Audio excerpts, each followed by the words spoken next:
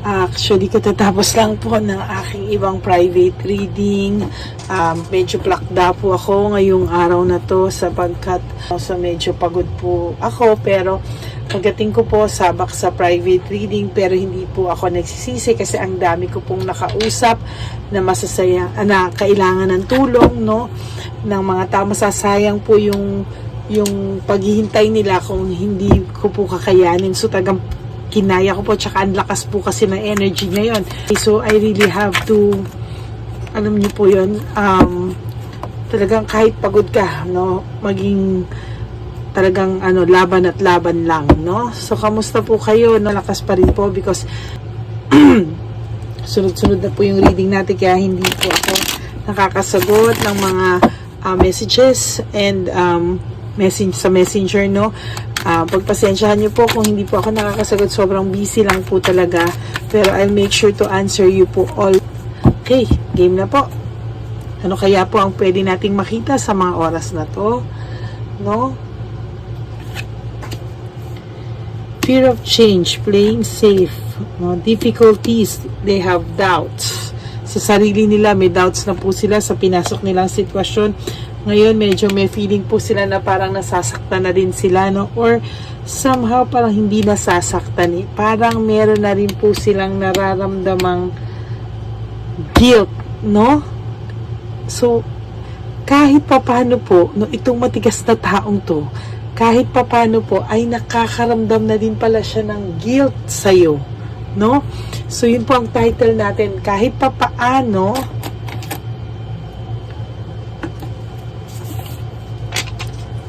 kahit papano ay nakakaramdam na din siya ng guilt sa'yo. Okay? So, kahit papano nakakaramdam na siya ng guilt sa'yo. Mukhang tinatabla na po ito, no? For some reason, meron po nangyari at tinamaan to ng lintik. Biglang nagising sa katotohanan kahit papano somehow. Meron po nakapagpagising sa taong ito, no?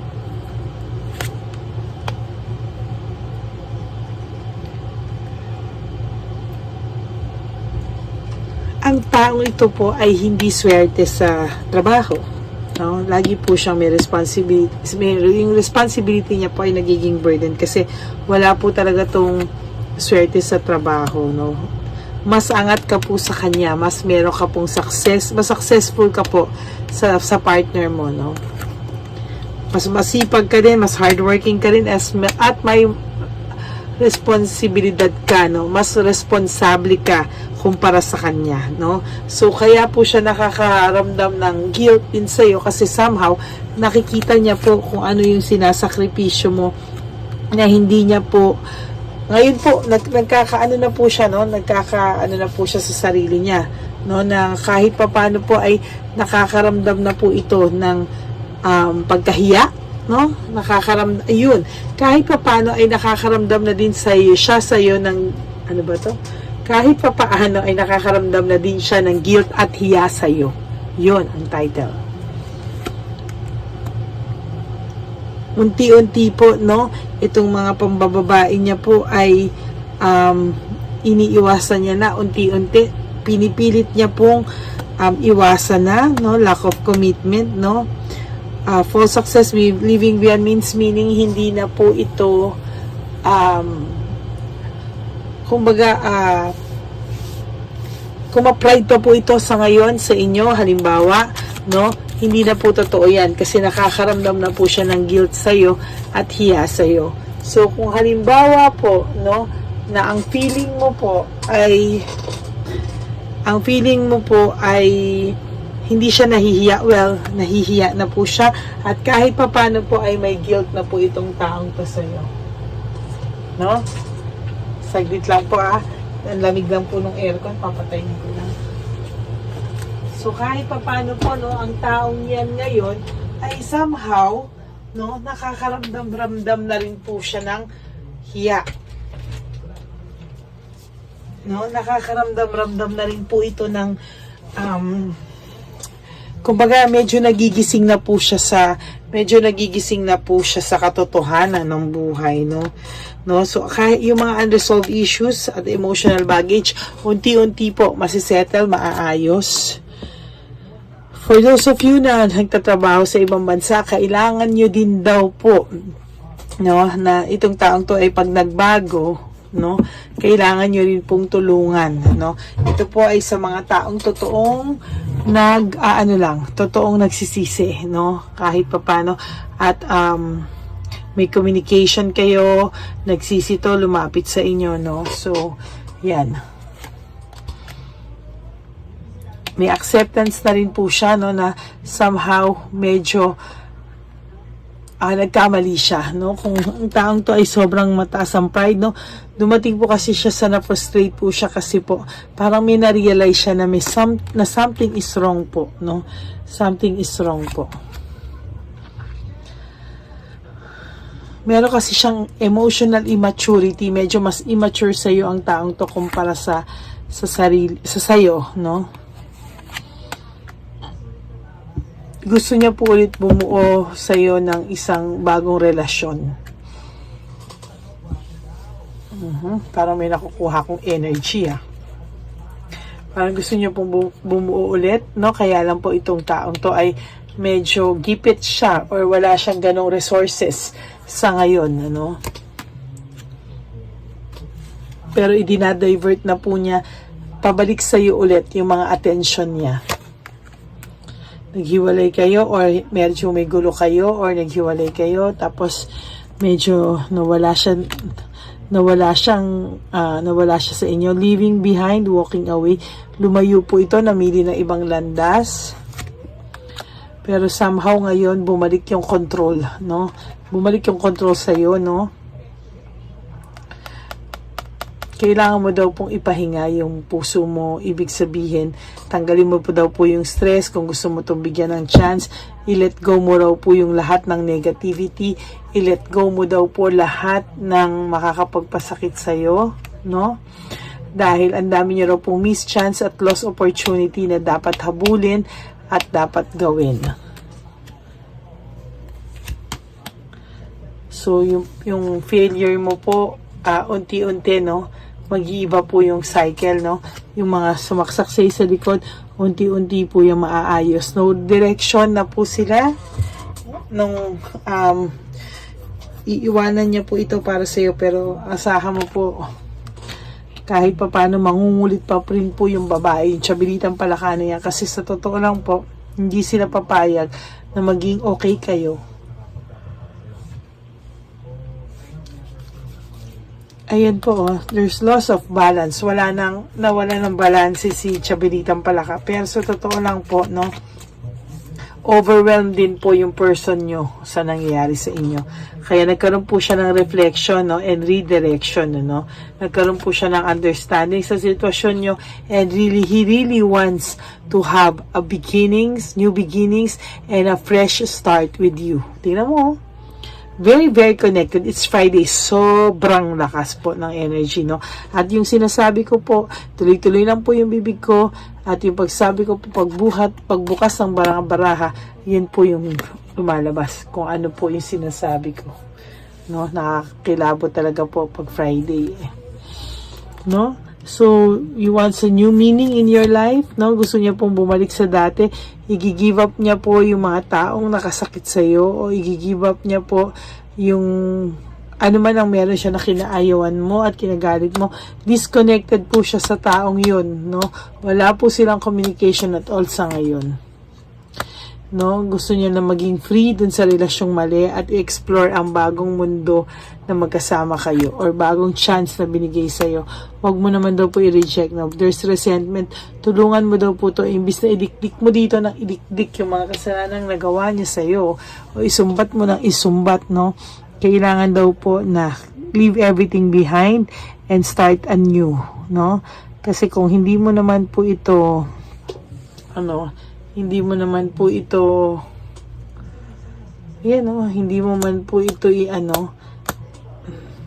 tulungan, no? Sayang po kasi ito pong si Chabilitang Palaka, tuwa po ito pag may nasisirang relasyon to, no? The mere fact na ito pong tao nyo, kahit pa paano ay nakakaramdam na din siya ng guilt at hiya sa'yo, ilaban mo po, no? Ilaban mo po. For those of you na nagsisi talaga at person nyo po ito, ilaban nyo po.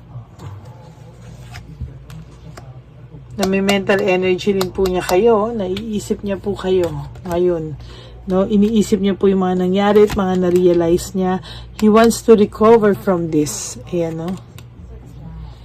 Ay, ano ba to? Meron akong anong energy, nakukuha mga energy, nakakatuwa. Win at all costs, no? Kailangan mo raw pong ipanalo ito ang pamilya mo at all costs, no? At all costs. Meron siyang fear, sadness, and loneliness kasi hindi niya alam kung ano pa yung naghihintay sa kanyang buhay, kung magiging okay pa ba yung buhay. Ang importante sa kanya ngayon ay maayos kayo. Maayos muna kayo ulit. No? Nagkaroon kayo ng home conflict and lack of support because of his fault and not your fault. No? So, there's loss and separation. Darating ang araw, talagang wala na talaga sila nito ni Chabilitang Palaka. There's jealousy and self-centeredness. So, itong si Chabilita Palaka na to ay selosa pa. Oh, kapal. Materialoso pa. Mukhang pera. No, then, there's finding peace. Gusto na po nito ng katahimikan itong person mo po or ex-person mo po. May confusion, may chaos na mangyayari sa kanila, no? At pag-uusapan ito ng tao o mga kamag-anak nila, makakarating sa ito, no? Difficulty decision, no? Nahihirapan ka mag-desisyon kung ano ba talaga, kung ito ba ay nagbago na o hindi pa, no? Kung talaga magtotoo na siya na papasiyahin kayo and not broken-hearted, no? So, lahat po ay nasa risk, no? All you have to do is to trust and love again para po ito sa mga mag-aasawa o mga mag-live-in or mga mag-boyfriend na talaga pong nagsisisi yung lalaki, ha? Hindi po yung namimira, no? So, nakaramdam kasi siya ng distraction at paggulo sa buhay niya, kaya niya biglang parang sinampal to at binuhusan ng malamig na tubig na parang, ayun, alam na pala niya, no? So, you have to take action. Mag-banding daw po kayo. Ibalik mo daw po yung samahan nyo. He really wants to reach out to you. Huwag nyo daw po kasing paalala rin ang ipaalala, no? Ikaw naman, ha, nakausap ko. To ay willing magbago, pero wag mo pong paalalahanan ng mga ginawa niya dati. Kung hindi, it's useless, no? So, yan. Yan ang cards niyo po. To have a fresh start, optimistic, fun, and fulfillment, no? So, napakaganda ng cards mo, no? So, yan po, no? Kahit pa paano nakakaramdam na ang tao to ng hiya at guilt sa'yo, no? Yan lang po. So, yan po ang ating free reading ulit. For those of you po na who wants to have a private reading with me, you can always message me at Lady Lee Elena. That's LADYLY, then Elena, ELEYNA. Ayan, dyan nyo po ako dyan nyo po ako kontakin at mag-uusap po tayo. Hindi man po ako makasagot kaagad-agad, pero I'll make sure po na sasagot po ako within the day. Okay? So, maraming po salamat sa inyo, and may you have all a good night's sleep para po sa mga nasa Pilipinas at Asian countries ng mga subscribers ko, no? Matulog po kayo. You really need that, no? And for those of you po na nasa ibang bansa, i-enjoy nyo po yung day nyo. And I will all see you tomorrow again, no, for another free reading. No, maraming salamat po sa inyong lahat, to my Lady Elena's family, friends, and subscribers. I love you all from the bottom of my heart. Yun lang po. Thank you so much and good night. God bless you.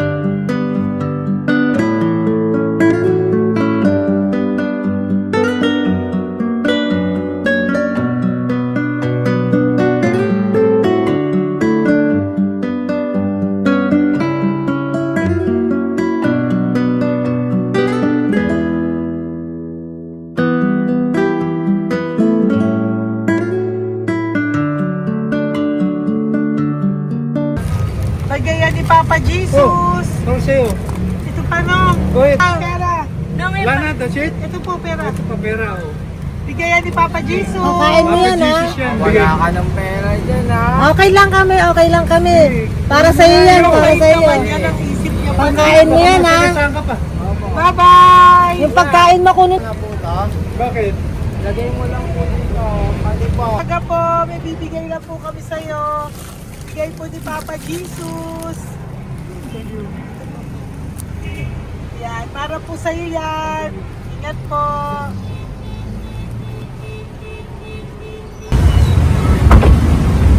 Magandang tanghali po. May bigay po si Papa Jesus sa inyo. Salamat po. Salamat po. Ito po. Salamat po. Sige siya po kayo sa Pampaw. Thank you po. God bless po, nanay. Apo, apo, apo. Salamat po. God bless.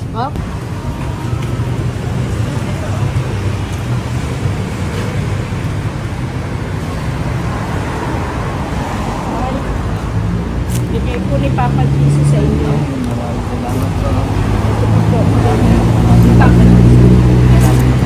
God bless po. Kuya, pangkain mo po yan, ha? Tayo ka ba nandyan? Hindi po. Dito po nagatimpahan po. Ah! Sa music ministry. Doon ka nakapwesto. Opo. Sige po, Sige po, bye-bye bye po. Dapat po, ingat.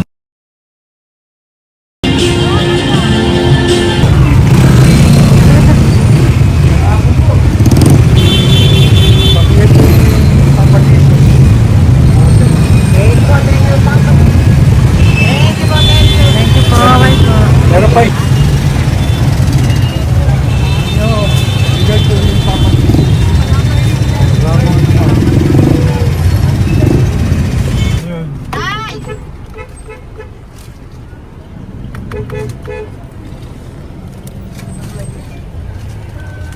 Good. Tay, para sa iyo po, bigay po ni Papa Jesus. Papa Jesus, eh. Tay, bye-bye. God bless po, God bless. Para sa iyo po, bigay po ni Papa Jesus. Ayan po, bigay po yan sa ni Papa Jesus. Thank you po. Amen.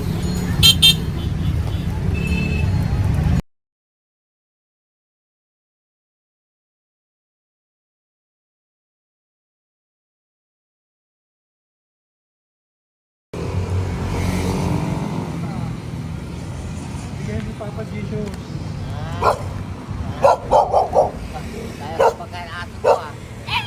Madami mong aso, kuya. Alaga mo lahat yan? O, nagkait. Kuya, size yan. Nasaan yung iba? Kalagala. Ay, talaga? Salamat po. Kalagala ko. E, paano pagkain yan, kuya? Saan mo kinukuha? Sa tambay ko. Lahat. Ang dami.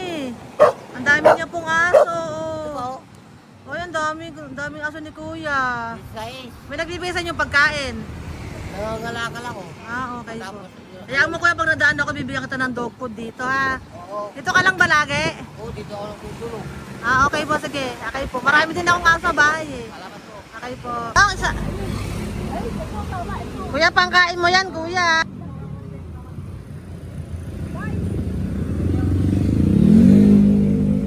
Nangangalakal ka, kuya? Sige po, thank you po.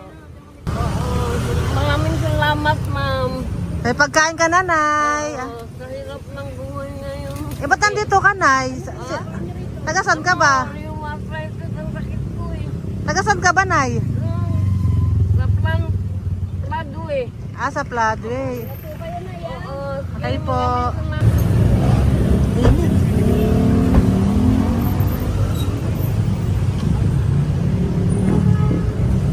Nay! Bibigay ako sa'yo. Matandaan mo na ako. Ito. Hapon po. Si tatay. Si tatay. Thank you, Nay. Habay po.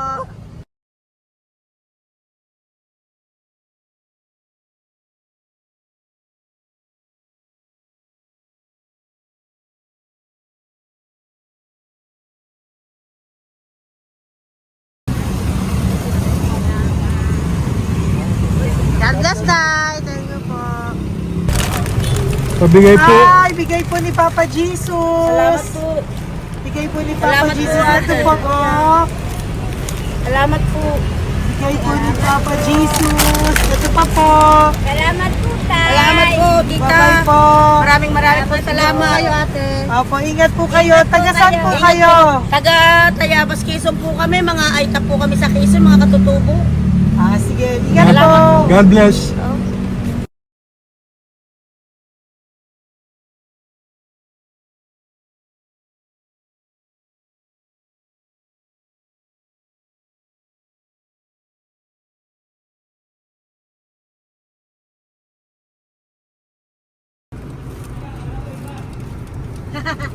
Tay, Tinatawag niya bigay po ni Papa Jesus. Thank you po. Ayan po. Sobrang Ang sipag mo naman, tay. sipag niyo naman po. Kanina po kasi, taglagas ngayon, taglagas.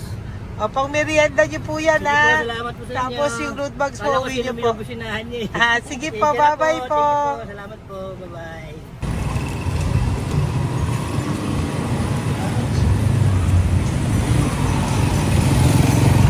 Brother! Basta, mabigay ni Papa Jesus ang sa'yo. Ang kaya mo yan, ba't hindi ka makatayo? Na ano ka? Okay. Sige, bye-bye. Hello po. Tama. Para sa inyo po, bigay ni Papa Jesus. Thank you very much. Sige po, bye-bye po. God bless you. Tay, magandang hapon po. Bigay po ni Papa Jesus. Ito pa po, Tay. Para sa inyo po. Bye-bye po.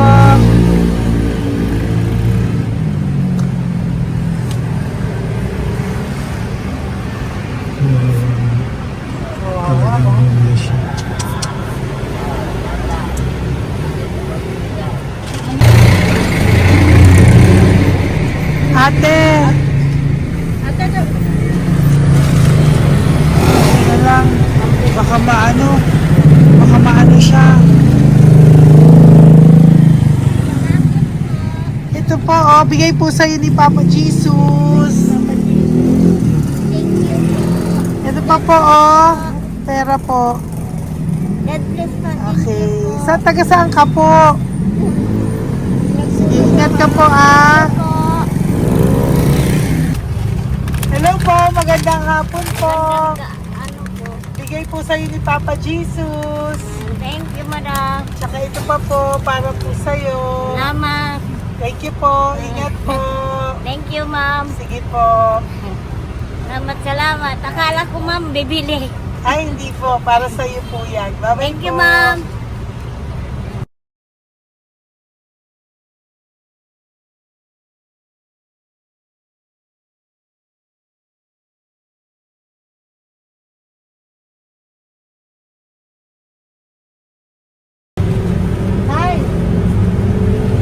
Hirap na hirap. Bibigay po ako ng puso. Hirap na hirap Dito siya. po tayo, dito sa kabila. Hindi mo siya lies pa yan. Kawawa naman. Tay, magandang araw po. Oh Lord. Bigay po ni Papa Jesus. Ay, ito po, ano, pandagdag po. Dagdag po. Bigay po ni Papa Jesus. Thank you po. Thank you po. Kawawa naman. Diyos ko, hindi na siya makaano po.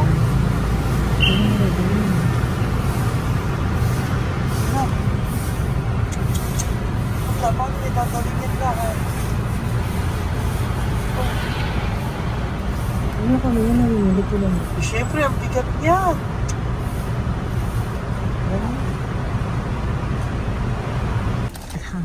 Tayo, bigay sa'yo ni Papa Jesus. Sige po, ma'am. Ayun yung palinis po, ma'am. Hindi na po, okay na Thank you po. po. Ito po. Thank you ma'am. po. Thank you, sir.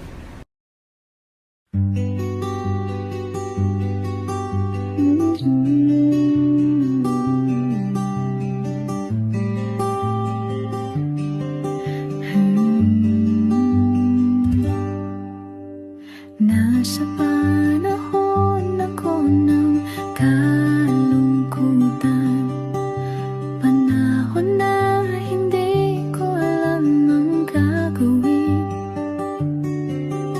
Nalilito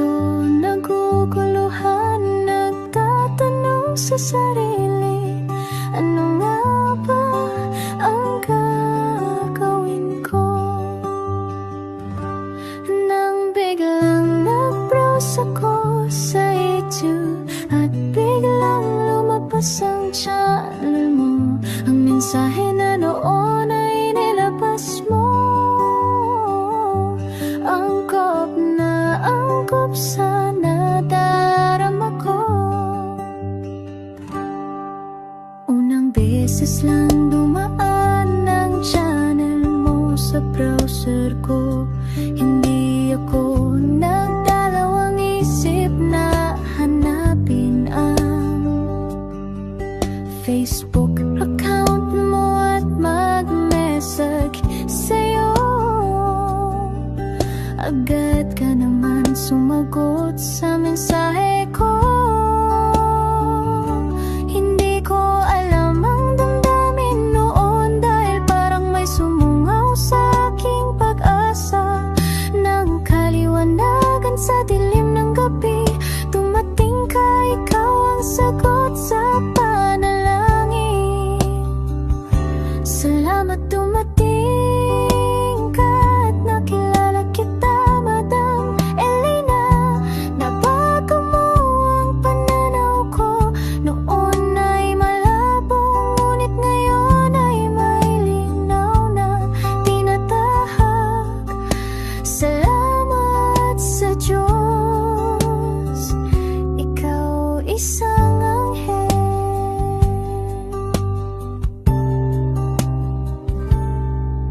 na inihulog sa lupa upang kami ay tulungan na magkaroon ng linaw sa buhay.